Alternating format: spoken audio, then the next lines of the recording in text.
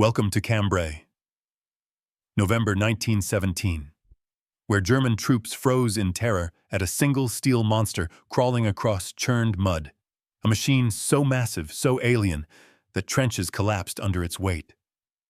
Rifles clattered uselessly, and men who had survived years of attrition ran screaming into the fog. The Mark IV tank, codenamed Lusitania, 28 tons of riveted armor, grinding relentlessly, treads devouring barbed wire, crushing earth and timber rolling over defenses built for months, leaving chaos and disbelief in its wake.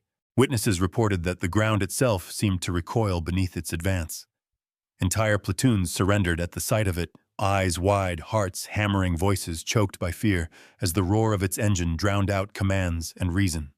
Impossible, unstoppable, a steel nightmare born from the imagination of engineers and brought to life in mud and smoke. Private Karl Heinemann crouched in a shell crater, mud coating his uniform, trembling eyes fixed on the approaching nightmare. He had survived Ypres Arras and gas attacks, yet nothing prepared him for this, the roar, the grinding, the crushing inevitability. It is a monster. It is alive. It is the end of everything we know, he wrote. Before we begin, leave a comment where you're watching from and the exact time you're listening. Share your heartbeat, your sense of awe, your disbelief. November 20th, 1917. Cambrai, northern France, morning fog clinging to shell-cratered plains. German defenders crouched behind sandbags and machine guns, rifles poised expecting routine bombardment, artillery infantry assaults, but instead a rumble unlike any they had known approached from the mist. It grew louder with every heartbeat vibrating through earth and bone, the air trembling, carrying the scent of smoke oil and fear. Shadows shifted over churned mud as riveted steel emerged glinting in pale November light, smoke and steam rising from the engine's exhaust, giving the impression of a living, breathing creature. Men whispered, voices trembling. It moves. It is alive. It will consume us. And still, it advanced unstoppable, oblivious to bullets, screams, death itself. The first glimpse terrified witnesses as though reality had fractured trench lines once secure, flattened under tracks, barbed wire reduced to twisted metal bunkers, rocked by shellfire and cannon from the tank itself. Letters later recovered spoke of terror, describing men fleeing through fog, voices lost in the rumble. Bodies collapsing in mud, eyes fixed on a hulking nightmare that seemed to anticipate human fear. Reports from German officers documented panic, abandoned posts, and fragmented counterattacks. Artillery units stood silent as men fled machine guns, left unmanned soldiers stumbling into mud and craters as if pursued by some unstoppable fate. Rumors spread that the tanks moved faster than physics allowed, that engines roared with awareness, that treads anticipated where men would run. Factually, the Mark IV weighed 28 tons, powered by a 105 horsepower Daimler engine, armor 6 to 12 mm thick, able to cross trenches 2 meters wide, armed with 6-pounder guns and machine guns. But the fear it inspired was beyond specifications, beyond physics. Folklore merged with fact. Soldiers whispered of steel monsters stalking the battlefield, engines roaring like demons, treads crushing men and earth alike. The combination of mechanical engineering and human terror produced a reality almost impossible to process. Entire German units froze communications, broke discipline, collapsed as men ran blindly into mud and fog. Officers documented the moments in trembling handwriting. Battalion positions abandoned before engagement. Artillery left unmanned, entire line segments disappearing under the inexorable advance of one machine. Private Heinemann wrote, "The ground trembled, men fell, voices disappeared. It moved as if alive, unstoppable, inevitable." And the fog seemed to carry the roar forward, amplifying fear beyond the battlefield, reaching ears of men in nearby trenches, spreading panic faster than any shell could. Eyewitnesses swore the tank moved faster than it physically could, that it anticipated human reactions, that it roared in mockery of trenches, that shadows moved ahead of it. Fact merged with legend, the Lusitania was not only a mechanical marvel, but a psychological weapon, crushing the will to fight even before bullets or shells connected. The battlefield became a theater of disbelief where engineering and imagination collided, where mud, steel, smoke, and terror became one entity, unstoppable, unyielding, omnipresent. Soldiers' diaries, officers' reports, and civilian accounts converge: men fleeing trenches, flattened bunkers, silenced artillery, abandoned whispers of machines, alive engines roaring like demons, treads devouring earth, fog hiding impossible shapes. November 1917, Cambrai, German soldiers cowered, as reality became legend, as a machine wrote a new chapter in warfare, as one vehicle became a harbinger of mechanized terror. Before we proceed, leave your comment where you're listening from, and the exact minute. Share your heartbeat, your disbelief, your awe, because in these 60 seconds, the Mark IV Lusitania's roar becomes yours to feel its tracks imprint fear in your imagination. And the battlefield, the mud, the smoke, the terror, belong to you as well. November 1917. Cambrai, northern France, the battlefield stretched in endless mud and cratered earth trenches, zigzagging like veins through churned soil, smoke from distant shelling hanging low in the cold November air, a gray pall over barbed wire entanglements and shattered timber. German defenders crouched, rifles, braced machine guns, glinting eyes scanning through fog that seemed to distort reality itself. The roar of engines approached from the east, low and ominous, vibrating through earth and bone, drowning orders and conversation alike, a sound unlike any artillery or infantry advance. Soldiers whispered to each other, voices trembling, recounting rumors of iron giants that devoured everything in their path, machines that moved with intelligence, anticipating human reactions, crushing trenches and barbed wire as if the ground itself had surrendered.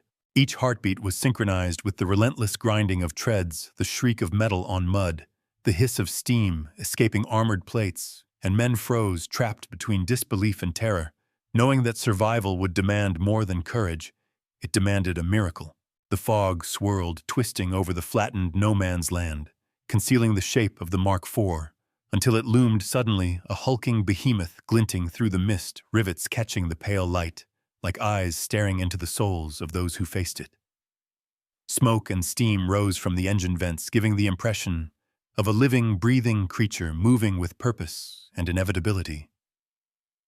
Officers barked orders, but their voices were swallowed by the cacophony, and soldiers hesitated. Rifles, shaking machine guns, idle hands frozen on triggers. Observation reports later documented entire units abandoning posts, artillery batteries, left unguarded, trenches evacuated in moments, men slipping in mud, terrified, shouting incomprehensible words of fear and awe.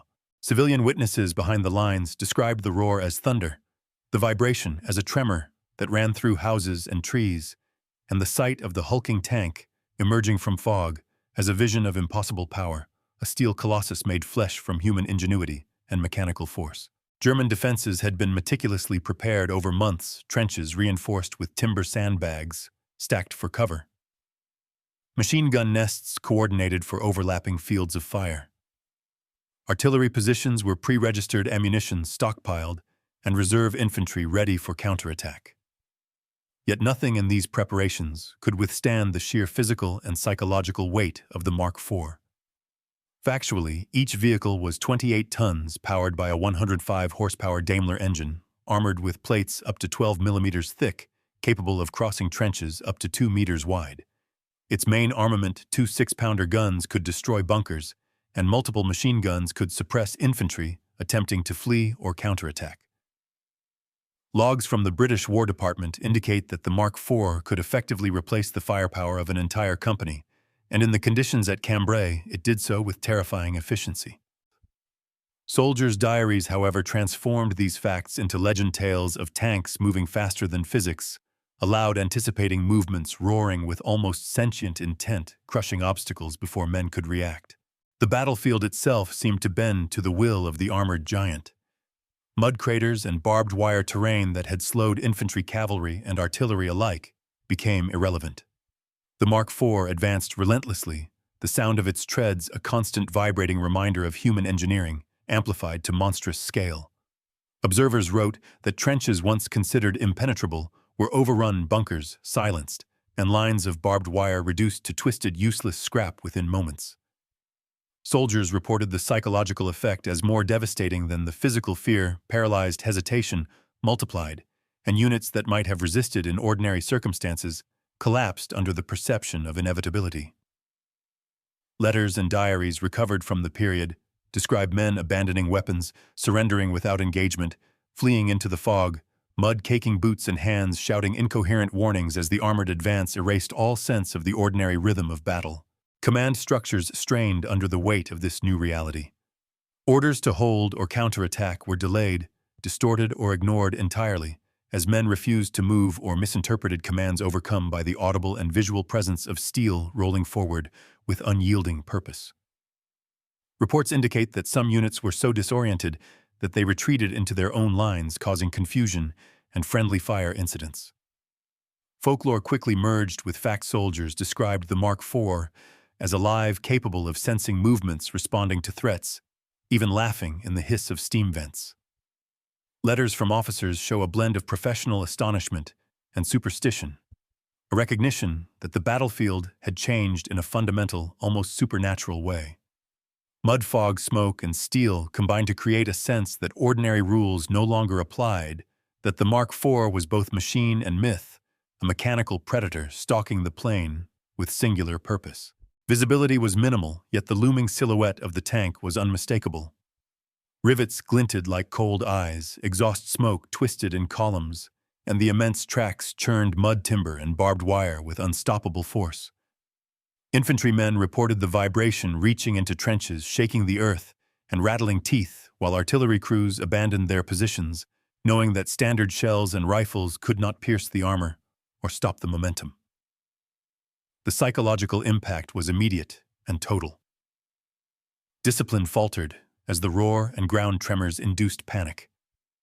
Private Karl Heinemann's diary recounts trembling soldiers, rifles dropped, shouts swallowed by engine noise as trenches became death traps, not by shelling, but by the weight of steel approaching inevitably. The battlefield at Cambrai became a theater where engineering, psychology, and fear intersected.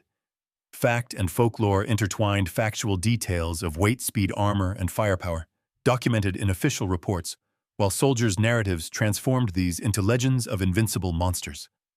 Officers wrote of units fleeing before contact artillery pieces, abandoned trenches emptied, and men lost in mud unable to resist the advance.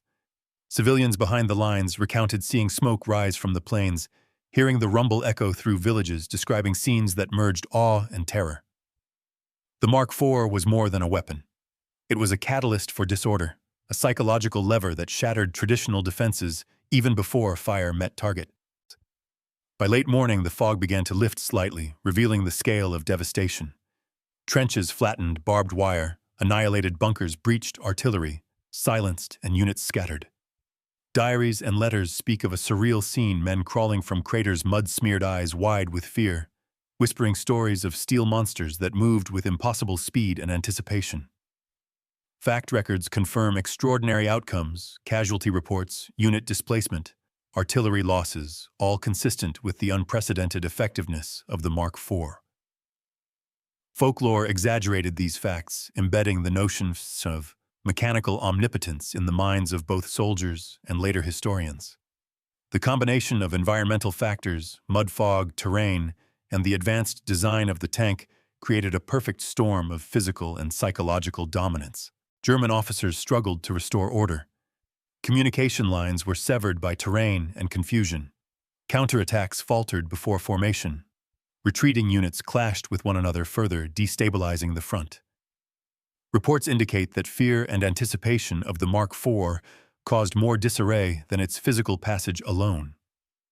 The armored advance reshaped tactical expectations. Defenses that had withstood artillery for months were insufficient against a single vehicle capable of traversing, crushing, and firing simultaneously.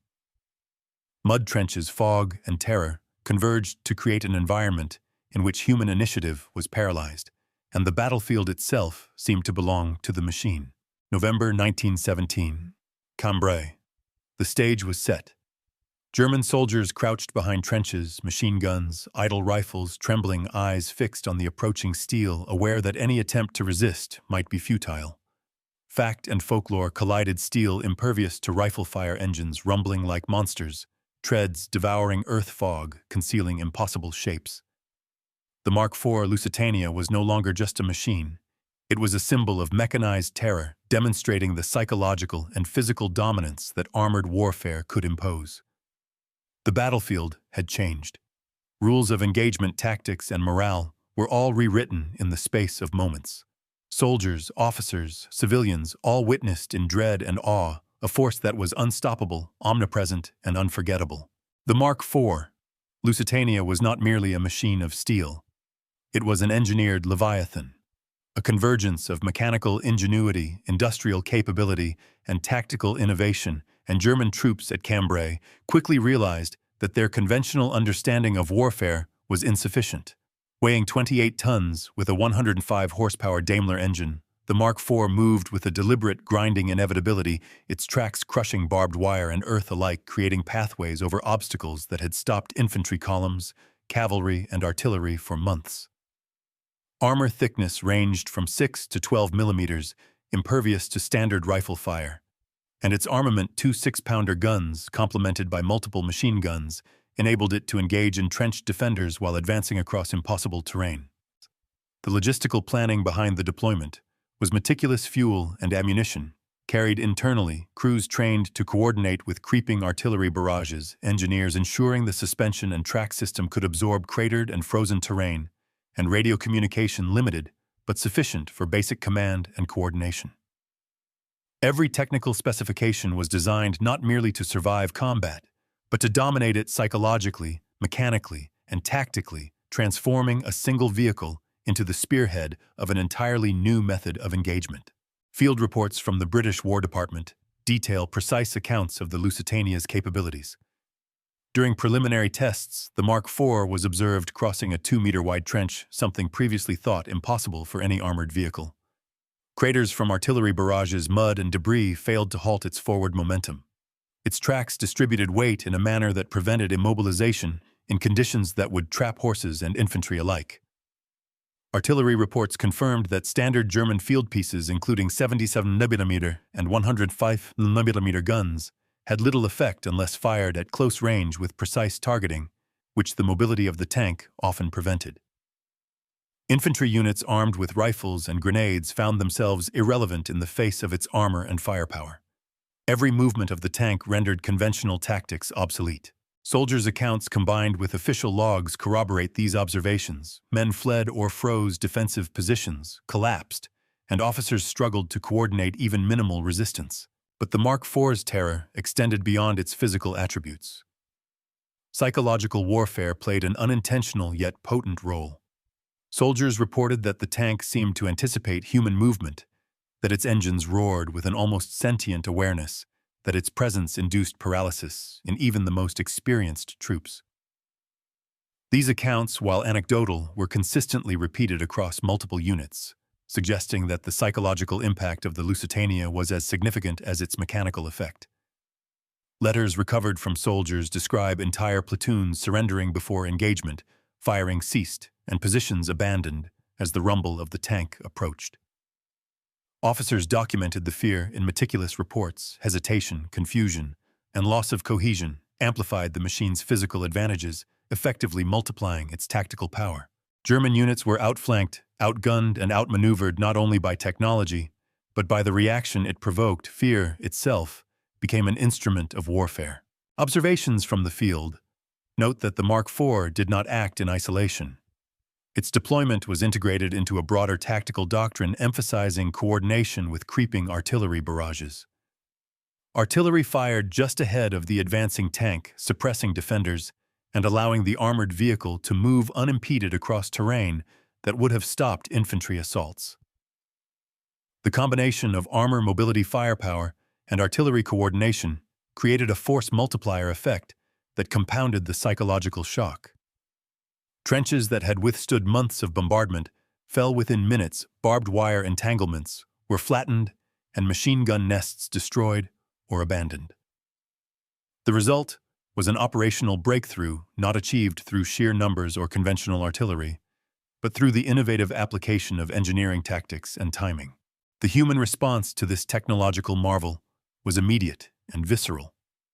Soldiers crouched in craters, mud covering uniforms, faces pale, rifles trembling in hands, hearing the grinding roar of steel approaching from the mist.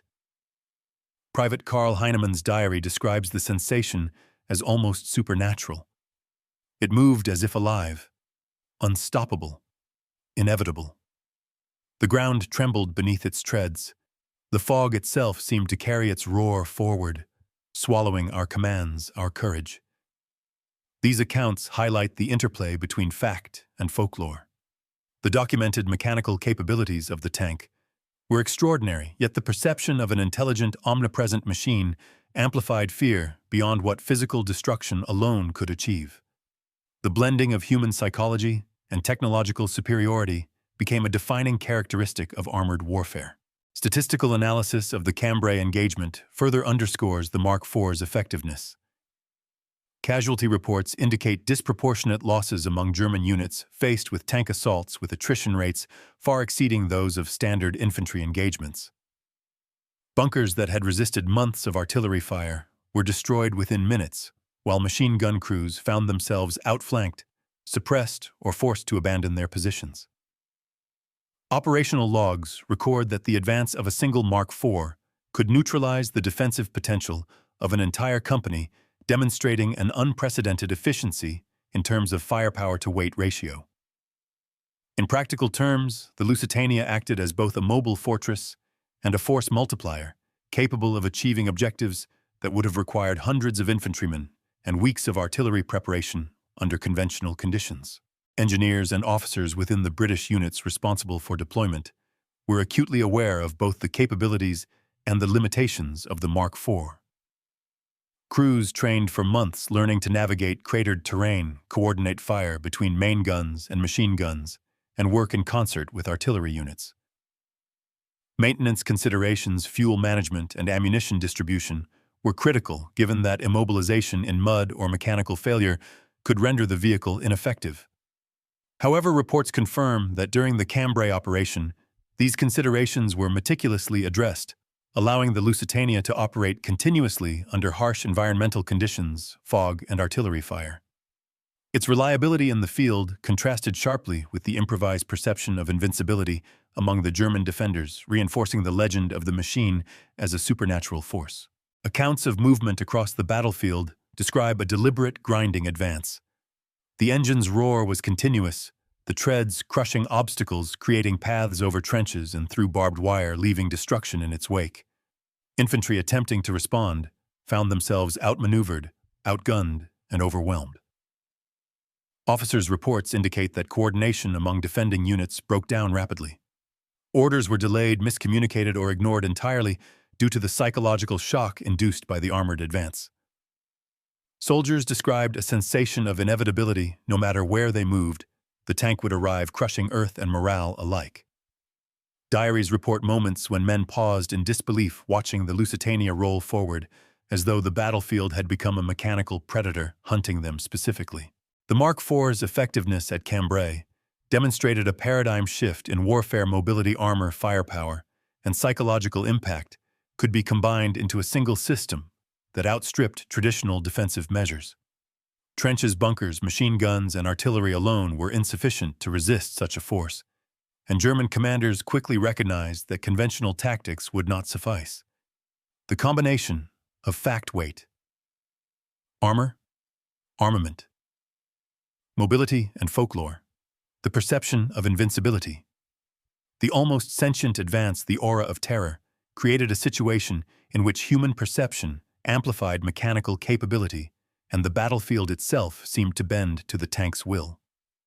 Soldiers fled positions, were abandoned, and resistance collapsed before engagement, illustrating the profound psychological impact inherent in armored warfare. By the end of the morning, the Mark IV Lusitania had established both its physical and psychological dominance. Trenches flattened, artillery abandoned, infantry disoriented, and officers struggling to maintain command. All were consequences not only of engineering, but of fear itself. The integration of mobility, firepower, and armor, coupled with environmental conditions and human psychology, rendered the German defenses ineffective. Fact and folklore intertwined. The vehicle's documented capabilities were extraordinary, yet perception transformed it into something approaching the supernatural. The battlefield had changed, and with it the rules of engagement strategy and morale were rewritten. Cambrai became the first large-scale demonstration that armored warfare could dominate both physical and psychological dimensions, a harbinger of mechanized combat that would define the coming decades. Private Karl Heinemann pressed himself into the muddy walls of his trench, the cold seeping through his uniform, his fingers gripping the rifle so tightly that the wood creaked under strain. The fog hung low, thick and gray, curling around the shattered sandbags coiling into every corner of the cratered landscape. And through it came the unmistakable rumble, a grinding, living roar vibrating through the ground, rattling his teeth, and sending his heartbeat racing faster than any shell ever had. Around him, comrades were frozen in disbelief. Eyes wide, mud, smeared faces pale, some whispering prayers, others muttering incomprehensible words of fear. The Mark IV Lusitania emerged from the mist, like a beast from another world. Steel plates gleaming with rivets that caught the dim November light, treads crushing timber, barbed wire, and earth without hesitation. Every step the machine took flattened the terrain, rendering the trenches that had taken weeks to build into shallow grooves unusable for cover, and German soldiers scrambled trying to adjust positions, fire weapons, or retreat, only to find themselves paralyzed by terror. Heinemann could hear the metal against mud, the snapping of supports, the hiss of steam, the distant pop of small arms fire bouncing uselessly off armor, and yet the tank moved forward as if guided by some incomprehensible intelligence. He tried to aim to fire a round, but his hands shook violently, and the rifle felt impossibly light in his grasp, useless.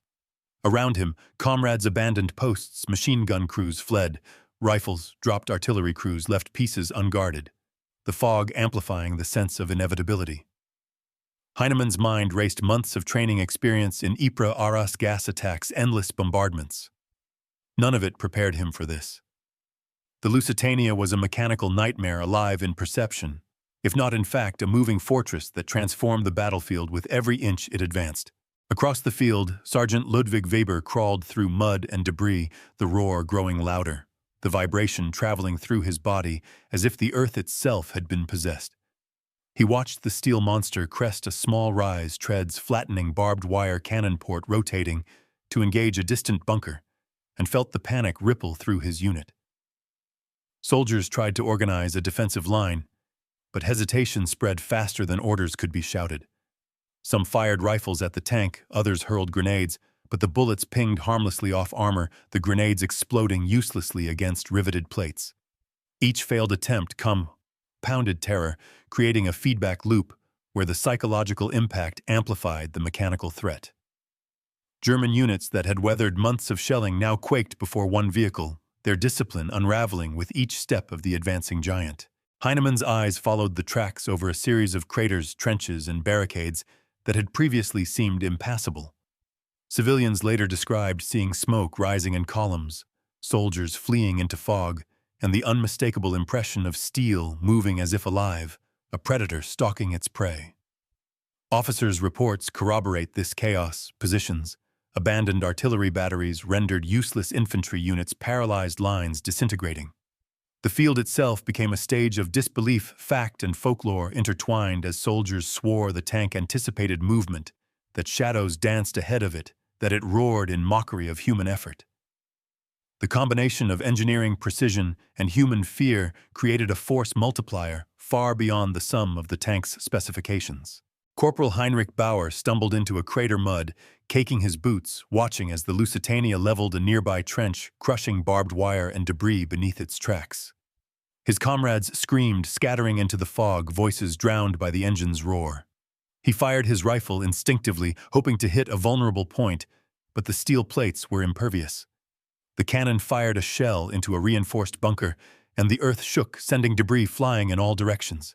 Soldiers ducked instinctively, but there was nowhere safe to go. The Mark IV moved with a deliberate, grinding pace, each rotation of the treads, methodical, unstoppable, crushing resistance, obliterating obstacles, and leaving behind a trail of psychological and physical destruction. Bauer's diary later recounted the sensation as surreal. The battlefield itself had become a living entity under the tank's control and reduced to fleeting shadows, scrambling in its path, earth and steel entwined in unstoppable motion. The chaos was compounded by environmental conditions. Fog reduced visibility to mere meters, mud slowed movement, and the November chill numbed fingers and muscles. Yet the Mark IV's design compensated for these limitations. Suspension systems absorbed irregular terrain tracks, distributed weight to prevent sinking in mud, and internal engines provided consistent torque to traverse obstacles that would trap horses or infantry. Artillery that had been effective against conventional assaults was nearly irrelevant. Defensive emplacements intended to repel infantry could not withstand a 28-ton armored vehicle. The combination of environmental advantage and mechanical innovation created a perfect storm. Defenders immobilized, trapped, and psychologically dominated before physical engagement could even begin. Field reports indicate repeated instances where the tank advanced and units surrendered without firing a shot. Officers' accounts describe hesitation spreading through the lines like wildfire, men abandoning positions, and entire machine gun nests left unoccupied. Bauer wrote that soldiers could not comprehend the speed and scale of destruction, as if human calculation and reaction were rendered obsolete. The roar of the engine, the grinding of the treads, and the sight of riveted steel looming over craters produced a sensation akin to facing an unstoppable predator. Diaries and letters later describe men fleeing blindly, slipping in mud, shouting incoherent warnings, and collapsing exhausted in the fog, all while the tank advanced methodically, crushing everything in its path. Private Eric Fisher watched from a ruined trench as the Lusitania leveled a section of defenses that had been the pride of his company. The cannon fire, the rotation of machine guns, the pressure of the tracks against the earth, all combined into an overwhelming sensory assault. Soldiers described the tank moving faster than reason, allowed its approach imbued with a perception of intelligence, as if it anticipated every defensive maneuver. Factually, the vehicle's armament and armor were formidable, but the psychological effect created a terror that magnified its physical capabilities exponentially. German units that might have resisted in ordinary circumstances were paralyzed by anticipation, fear, and awe. As the morning progressed, officers struggled to maintain order. Attempts at counterattack were stymied by disorientation fog and the relentless advance of the Mark IV. Soldiers reported a sense of inevitability, a feeling that resistance was futile. Diaries mention men freezing mid-step rifles, lowering machine guns, abandoned artillery crews, fleeing or immobilized. The battlefield became a theater where mechanical power and human psychology intersected fact and folklore. Blending seamlessly riveted steel and roaring engines, mud and barbed wire, fear and awe, creating an environment where traditional tactics were irrelevant. By midday, the Lusitania had achieved both physical and psychological dominance. Trenches were flattened, bunkers silenced, artillery abandoned, and infantry scattered. Civilian accounts corroborated the extent of disruption, smoke rising from flattened positions, fleeing soldiers disappearing into fog, and an aura of supernatural inevitability. Field reports detail casualties and displacements consistent with the mechanical and tactical capabilities of the tank, yet soldiers' narratives describe events that blur the line between reality and legend. The machine's relentless advance transformed Cambrai into a landscape where engineering, environment, and human perception intertwined to produce unprecedented battlefield conditions. Private Heinemann, Bauer, and Fischer's experiences illustrate the human dimension of this technological marvel. Mud-caked eyes, wide hearts racing, they witnessed a weapon that combined physical dominance with psychological terror. Their diaries, letters, and testimonies reveal a consistent theme. The Mark IV Lusitania was more than a machine. It was a catalyst for fear, a reshaper of terrain, a demonstrator of mechanized power. The battlefield had changed irrevocably, and German defenders were forced to confront a new reality, one in which conventional tactics, courage, and experience offered little protection against the combination of engineering precision and human terror embodied in a single armored vehicle. Outsmarted, outproduced, outflanked. The German defenders at Cambrai faced a reality that shattered all conventional expectations. The Mark IV Lusitania did not merely move across the battlefield. It dominated it, imposing both physical and psychological constraints that rendered standard defensive measures obsolete. Reports indicate that German infantry trained for trench warfare found themselves entirely unprepared for the sight of steel titans rolling methodically over mud craters and barbed wire shrugging off rifle fire as if it were mere wind. Every trench that had once held firm, every barricade reinforced with timber and sandbags, every machine gun nest strategically positioned, all became irrelevant within minutes of the tank's approach. Logs from the British War Department document the specific capabilities that compounded the psychological impact: 28 tons of armor, a 105-horsepower Daimler engine, the ability to cross 2-meter-wide trenches, dual 6-pounder guns, and multiple machine guns mounted to fire in unison. These specifications, while impressive on paper, translated into unparalleled battlefield supremacy when combined with the element of surprise and environmental conditions that favored mobility over static defense. The German command attempted to adjust, but coordination broke down almost immediately.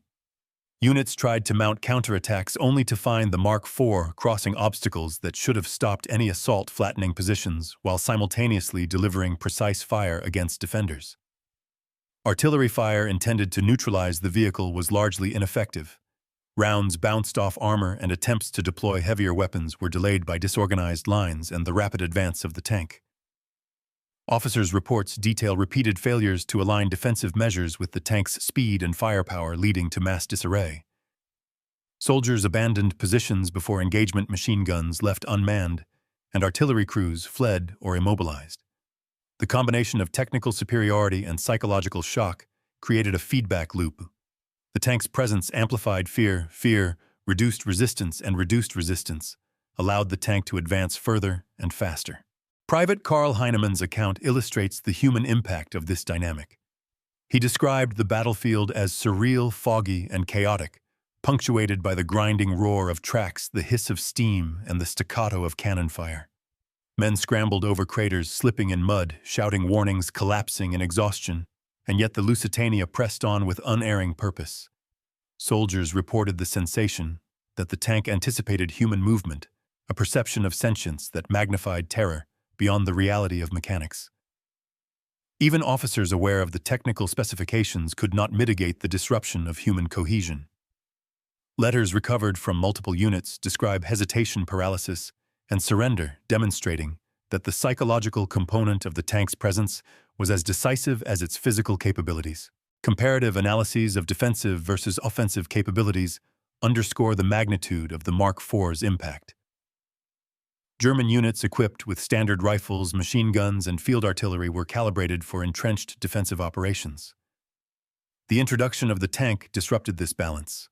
A single Mark IV could neutralize the equivalent firepower of an entire infantry company, demolish reinforced bunkers, and suppress machine gun positions simultaneously. The resulting casualty ratios were disproportionate, with units facing tanks sustaining losses far exceeding typical engagements. Bunkers that had resisted bombardment for months fell in minutes. Barbed wire was rendered irrelevant. Machine gun crews either fled or were destroyed.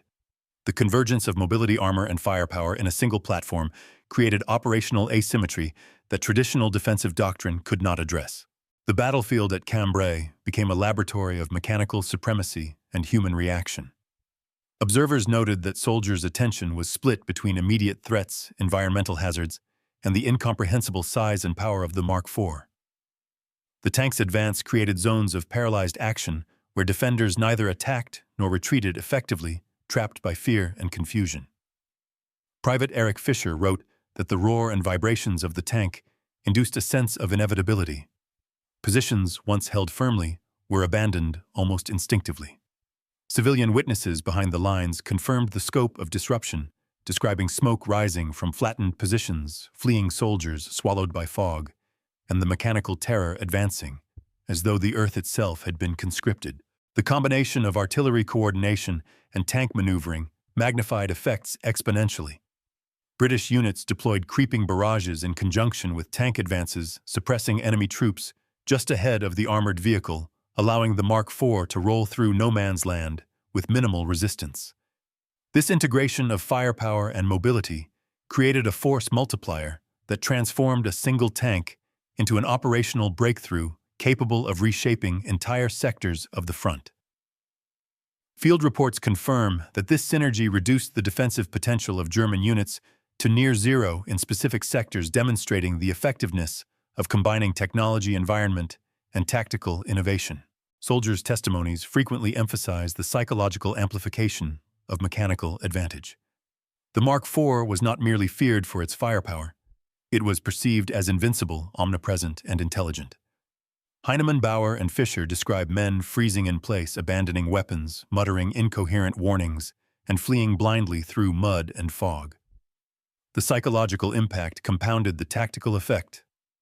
Hesitation and panic facilitated destruction, and the combination of fact armor, mobility, firepower, and perception, sentience, inevitability, omnipotence produced battlefield outcomes disproportionate to the actual size of the armored unit.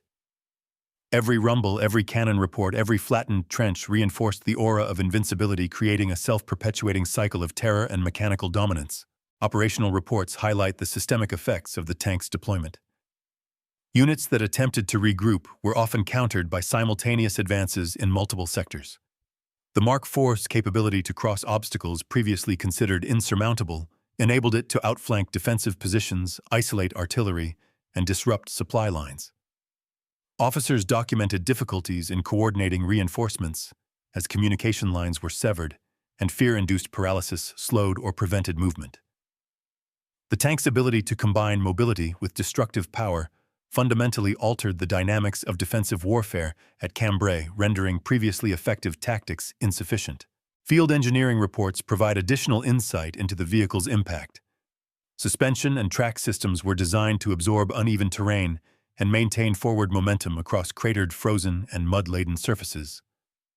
Fuel and ammunition reserves were carried internally, reducing dependence on vulnerable supply lines and allowing extended operational reach.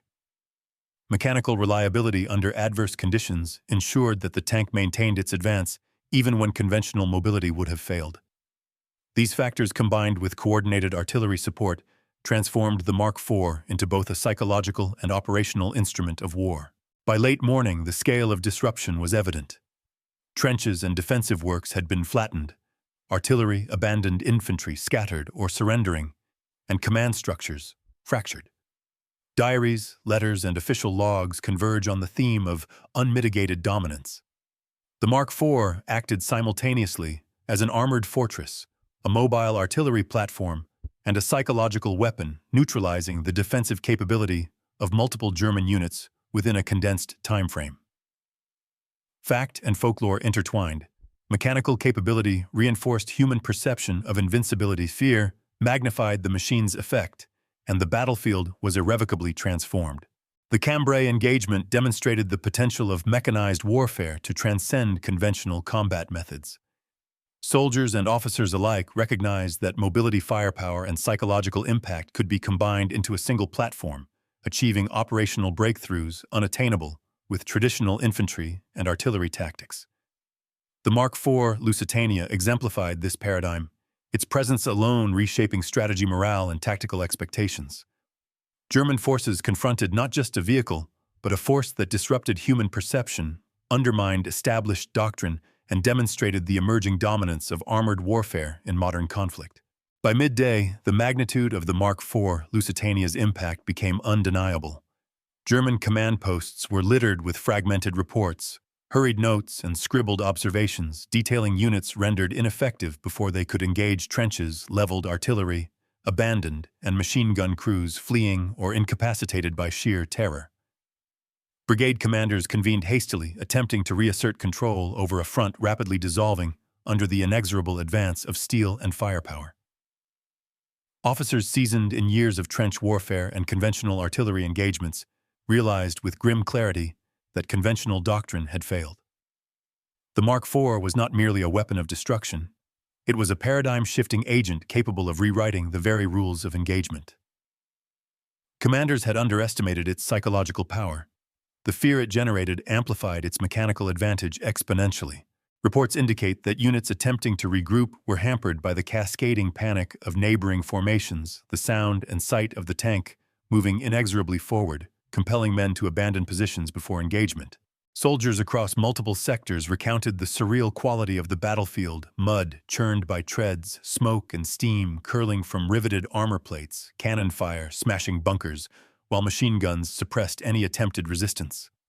Private Karl Heinemann described seeing entire defensive lines collapse in moments, men fleeing into foggy no-man's land, faces contorted in terror, voices lost in the roar of engines and cannon. Letters and diaries later recovered illustrate that the psychological impact was as decisive as the physical destruction. Hesitation and disbelief spread faster than any artillery or infantry could respond. Officers struggled to coordinate counterattacks as the tank moved relentless over trenches across craters, flattening barbed wire and timber obstacles, leaving chaos and disorganization in its wake. The battlefield had transformed into a theater where human reaction was inadequate to the mechanical threat, and perception magnified the effect of engineering. Analyses of casualty reports revealed disproportionate losses for units encountering the Mark IV. Entire machine gun nests were neutralized without sustained engagement, and bunkers that had withstood weeks of bombardment fell within minutes. The physical and psychological shock combined to produce outcomes unattainable by conventional artillery or infantry maneuvers. Officers' reports note repeated instances where defensive coordination collapsed entirely. Orders failed to reach units, and soldiers fled before any direct contact with the tank. These operational consequences illustrate the combination of mechanical dominance and psychological disruption inherent in armored warfare at Cambrai, demonstrating that one vehicle could effectively neutralize the defensive capability of multiple companies. Field engineering assessments highlighted the Mark IV's design efficacy. Suspension and track systems allowed uninterrupted movement across cratered, frozen, and mud-laden terrain. Fuel and ammunition carried internally reduced reliance on vulnerable supply lines, allowing sustained operational reach. Armament capabilities permitted simultaneous engagement of multiple targets, while armor protected crews from small arms fire.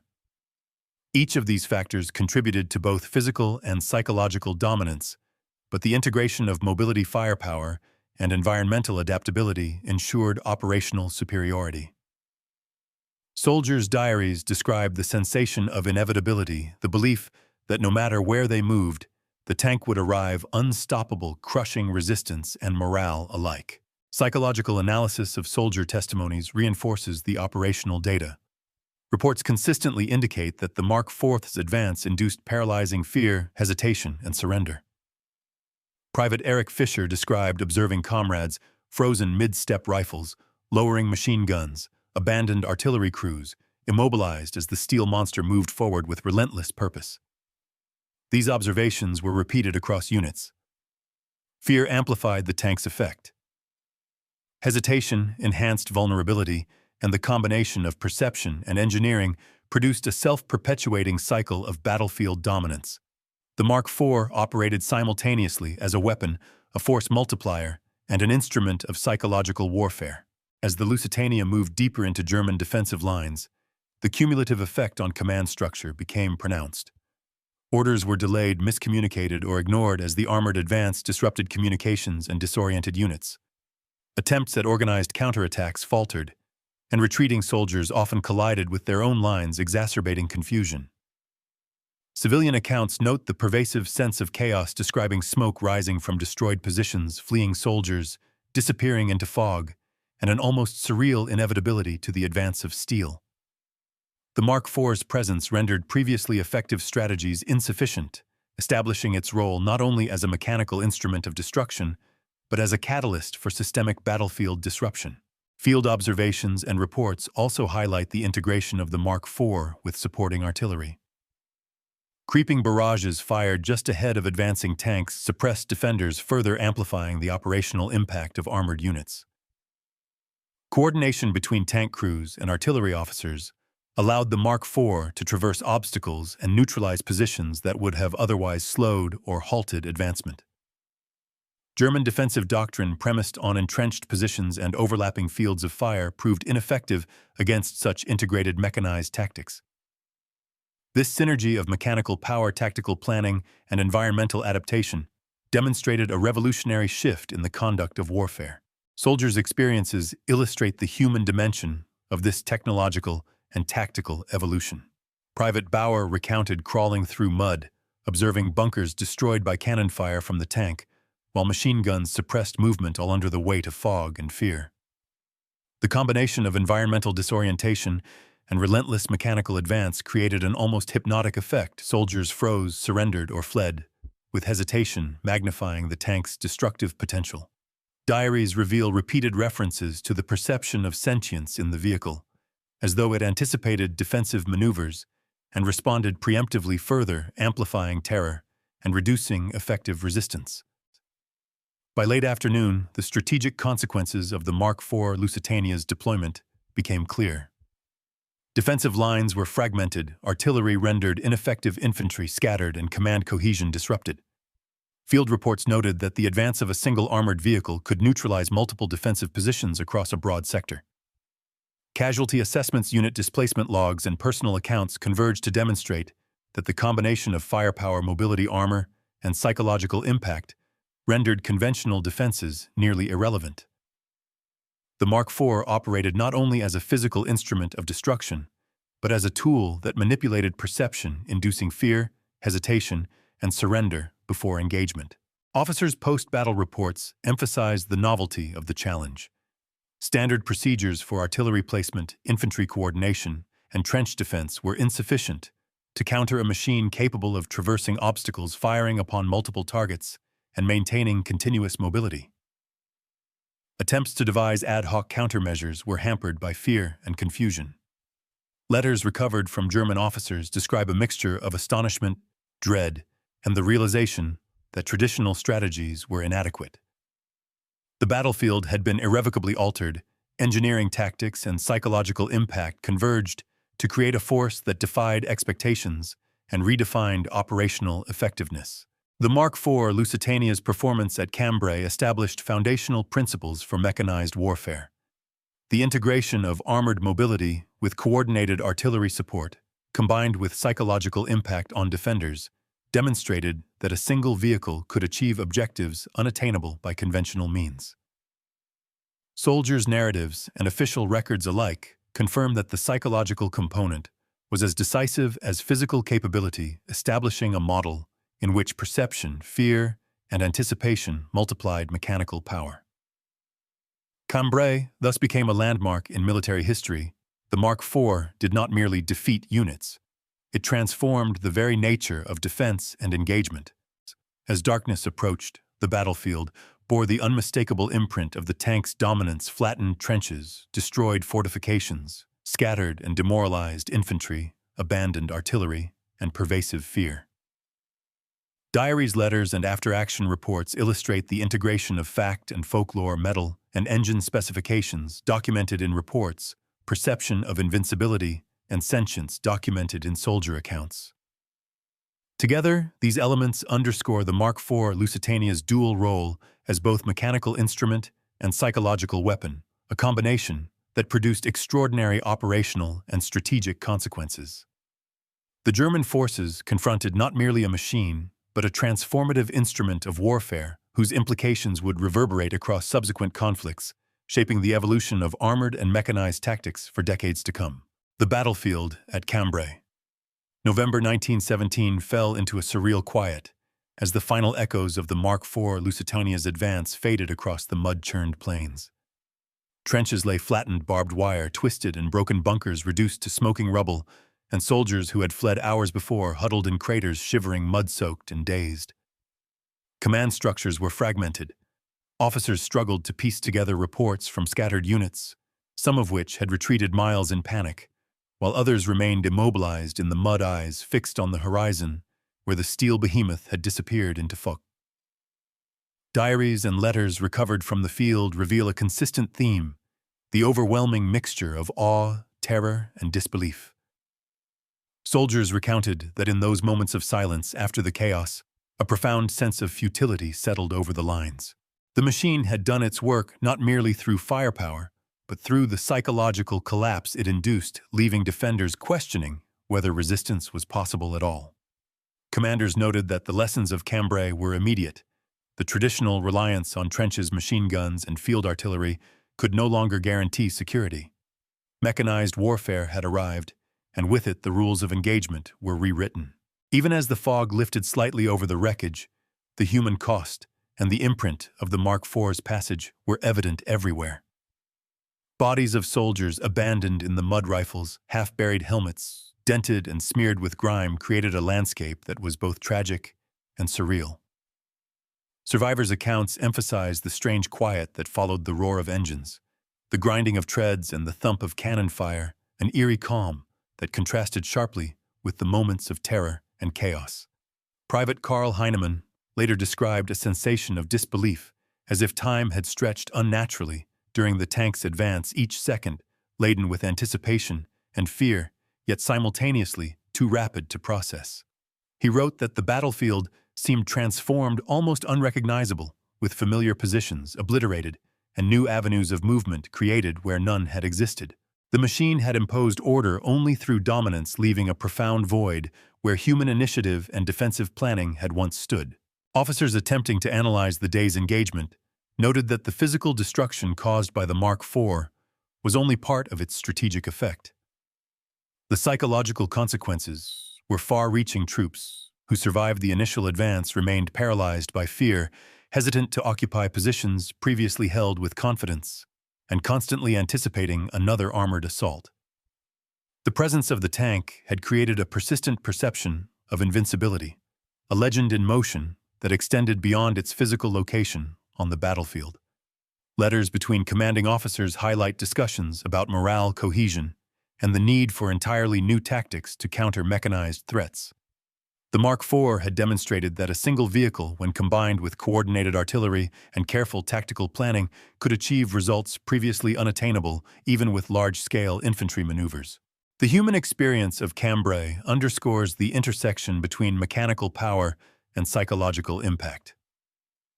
Soldiers like Bauer and Fischer describe moments in which action froze in mid-step, rifle barrels pointed at nothing, machine guns unmanned, and artillery crews immobilized. Fear, compounded with the impossibility of the tank's advance, created a feedback loop. Hesitation allowed the vehicle to advance further. The advance intensified fear, and the cycle repeated until organized resistance disintegrated. Diaries detail repeated instances where soldiers watching from craters and shell holes perceived the tank as sentient, capable of anticipating movements and exploiting weaknesses. Whether these impressions were factual or embellished by trauma, the effect on operational outcomes was tangible and devastating.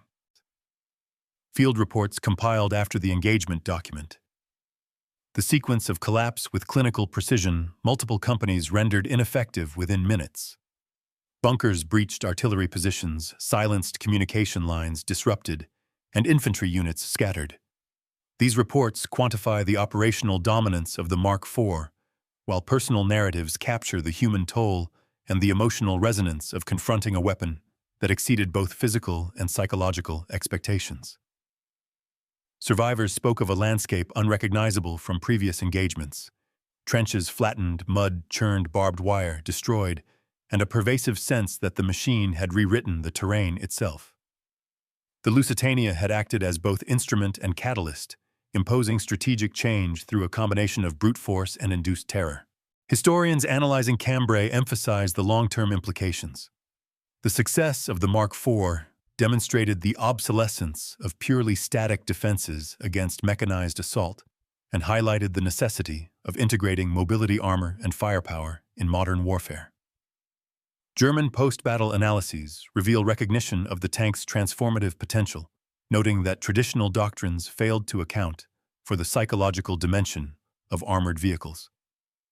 The combination of engineering precision and environmental adaptation rendered conventional tactics inadequate, requiring entirely new strategies and countermeasures. Cambrai thus became a proving ground not only for technology, but for the evolving understanding of warfare as a synthesis of physical, tactical, and psychological elements.